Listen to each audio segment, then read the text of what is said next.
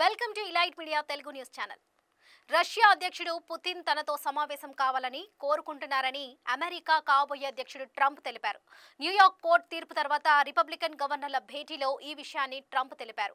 దీనిని క్రెమ్లిన్ కూడా అంగీకరించింది. ఆ వివరాలేంటో చూద్దాం. అమెరికా కొత్త అధ్యక్షుడు ట్రంప్ రష్యా అధ్యక్షుడు పుతిన్ భేటీ ఖాయమైంది. పుతిన్ తనను కలవాలనుకుంటున్నారని స్వయంగా ట్రంపే తెలిపారు. రిపబ్లికన్ గవర్నర్ల సమావేశంలో ఆయన ఈ విషయాన్ని తెలిపారు. భేటీకి ఏర్పాట్లు కూడా చేస్తున్నామని తెలిపారు. ట్రంప్ ఎప్పటి నుంచో తాను అధ్యక్షుడిని అయ్యాక పుతిన్తో చర్చలు జరుపుతానని, రష్యా ఉక్రెయిన్ల మధ్య యుద్ధం ముగిసేలా చేస్తానని చెబుతూనే ఉన్నారు. ఇంతకు ముందు కూడా ట్రంప్ పుతిన్ ఫోన్లో సంభాషించుకున్నారని వార్తలు వచ్చాయి. అయితే రష్యా ఈ విషయంలో ఇప్పటి వరకు పెద్దగా ఎప్పుడు స్పందించలేదు. కలవడం ఇష్టం కానీ, ఇష్టం లేదని కానీ ఏది చెప్పలేదు. దాంతో వీరిద్దరి భేటీ సందేహమే అనుకున్నారు. కానీ తాజాగా ఈ రోజు రష్యాలోని క్రెమ్లిన్ కూడా ట్రంప్ పుతిన్ భేటీ నిజమేనని ఒప్పుకుంది. వారిద్దరూ త్వరలోనే కలవనున్నారని తెలిపింది. ట్రంప్తో ఎటువంటి కండిషన్లు లేని చర్చలకు తాము ఆహ్వానిస్తున్నామని క్రెమ్లిన్ ప్రతినిధి తెలిపారు. ట్రంప్ బాధ్యతలు చేపట్టాక చర్చలు ఉంటాయని తెలిపారు. దీంతో వీరిద్దరి కలయికపై మరింత ఆసక్తి ఏర్పడింది. ఇప్పుడు మరోవైపు ఉక్రెయిన్ అధ్యక్షుడు జెలెన్స్కీతో కూడా ఫోన్లో మాట్లాడారు. యుద్ధాన్ని ఆపేలా చేయాలని ఆయన ట్రంప్ ను కోరినట్లు తెలుస్తుంది. దీనిపై ట్రంప్ కూడా